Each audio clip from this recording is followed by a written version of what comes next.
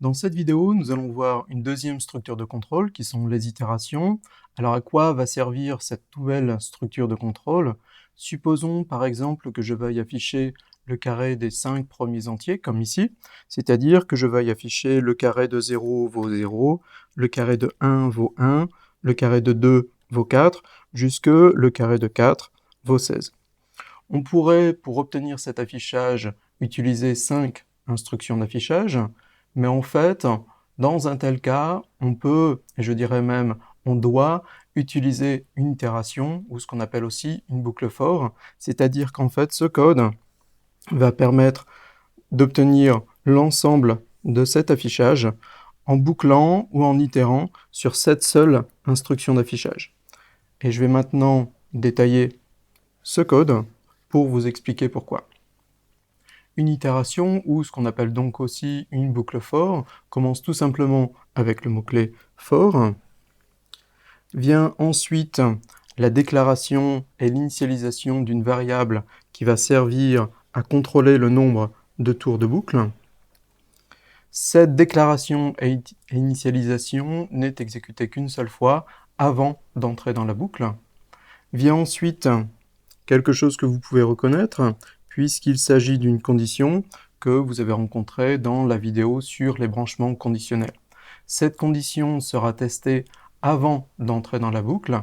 Si elle est vraie, on va continuer à exécuter la boucle. Si elle est fausse, on va sortir de la boucle. Vient ensuite une instruction d'incrémentation qui, dans cet exemple, s'écrit ++i. Je vous rappelle, quand on utilise l'opérateur d'incrémentation ++ sur la variable i, c'est équivalent à écrire i égale i plus 1, c'est-à-dire que cette instruction va ajouter 1 à la variable i.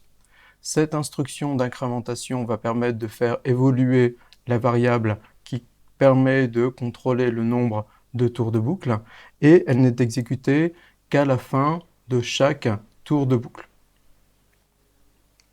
La déclaration et l'initialisation de la variable qui sert à contrôler le nombre de tours de boucle, la condition et l'instruction d'incrémentation sont entourées par des parenthèses et sont séparées par des points-virgules. Vient ensuite un bloc d'instructions qui constitue le corps de la boucle et qui contient les instructions qui vont être exécutées à chaque tour de boucle. Comme pour le branchement conditionnel, qui utilise le mot-clé if, les accolades ne sont obligatoires que quand plusieurs instructions doivent être répétées, c'est-à-dire quand le corps de la boucle contient plusieurs instructions. C'est-à-dire que si je n'ai qu'une seule instruction à répéter, comme ici, je ne suis pas obligé de mettre des accolades ici et ici.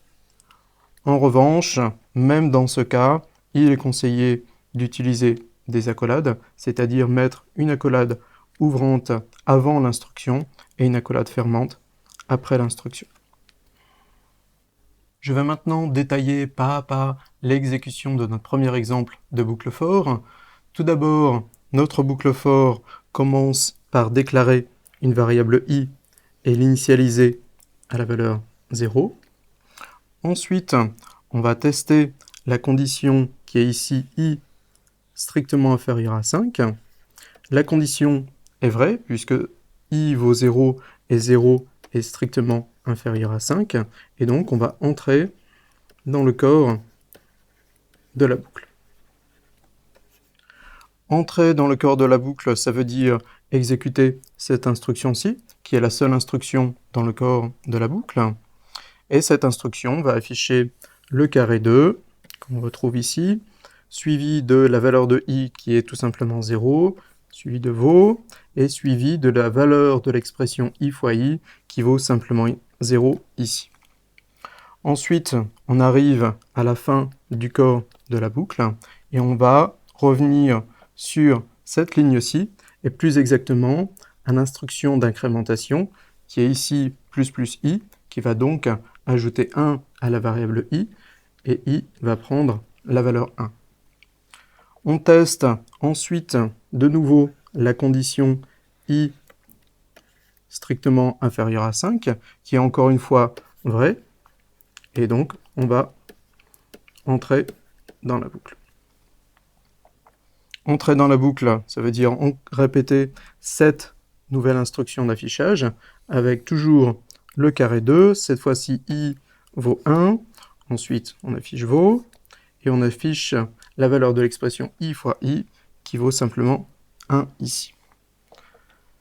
On arrive, encore une fois, à l'instruction d'incrémentation qui va donner la valeur 2 à la variable i, et ainsi de suite, jusqu'à ce que la variable i ait la valeur 4, et qu'on exécute l'instruction d'incrémentation qui va faire que i va passer de 4 à 5.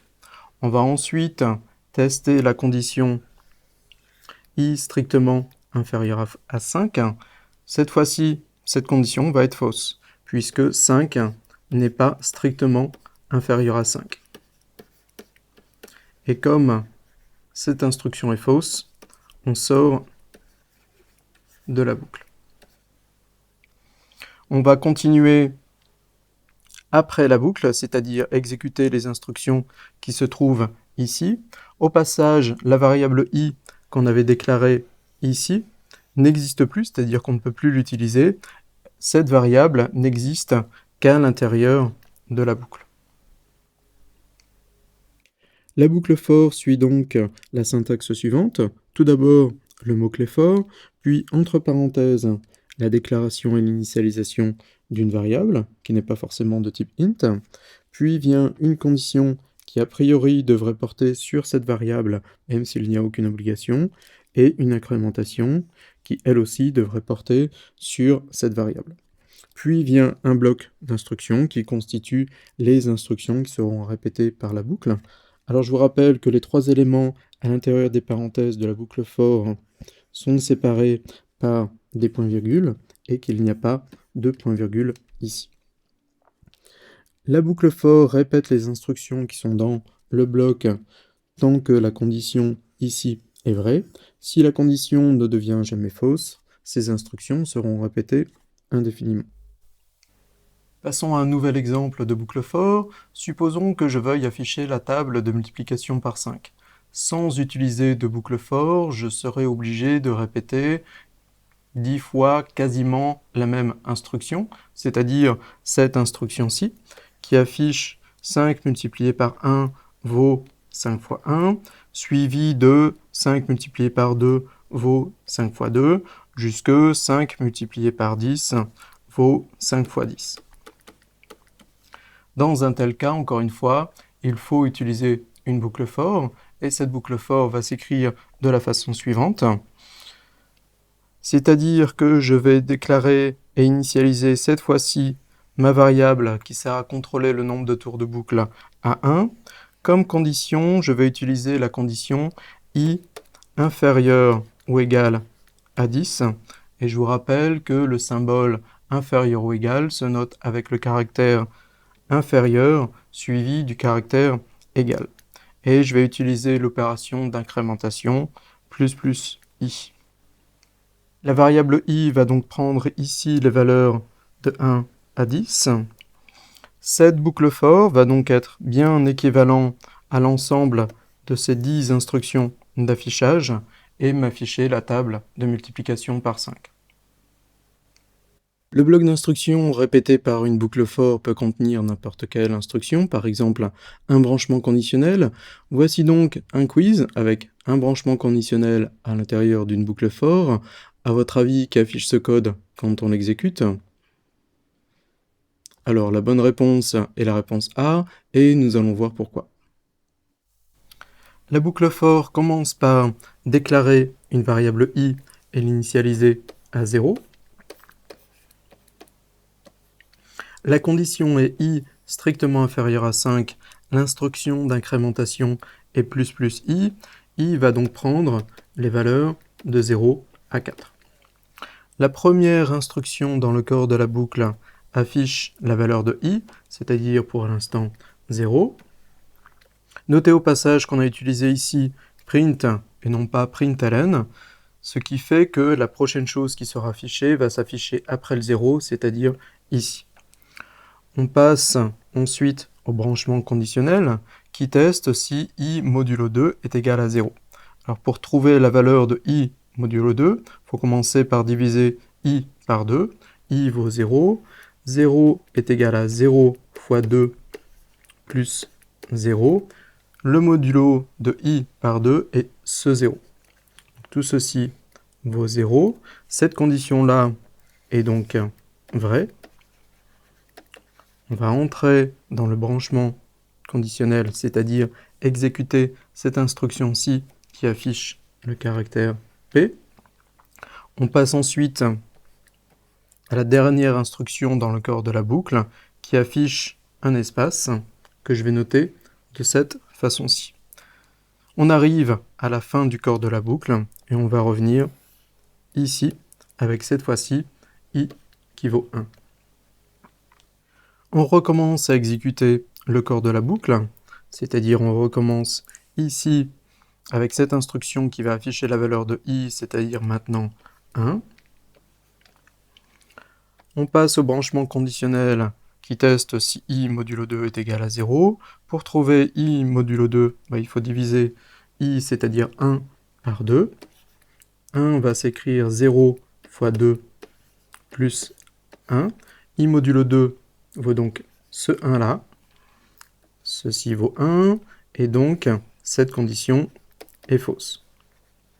On va donc sauter cette instruction-ci, passer à cette instruction-là, qui affiche un espace. On arrive à la fin du corps de la boucle, et on va revenir, encore une fois, ici. i va valoir maintenant 2. On recommence à l'intérieur du corps de la boucle, on affiche la valeur de i, c'est-à-dire 2. On passe au branchement conditionnel. On va calculer i modulo 2. i vaut 2, et il se trouve que 2 est égal à 1 fois 2 plus 0. Donc i modulo 2 est égal à ce 0-ci, 0 ici. Cette condition-là est donc vraie. On entre dans le branchement conditionnel, c'est-à-dire qu'on va exécuter cet affichage-ci qui affiche le caractère P. On va passer ensuite à cette instruction-ci qui va afficher un espace, etc., etc. Et on va bien obtenir l'affichage donné par la réponse A. Alors cette condition-ci avec le modulo est peut-être un peu compliquée pour un débutant, mais en fait, on peut l'interpréter très simplement. Ça teste juste si le reste de la division par 2 d'un nombre est égal à 0. Et avec des mots, j'aurais pu dire, je teste si cette valeur, donc la valeur de i, est paire. Donc cette condition est équivalente à se poser la question, est-ce que i est paire ?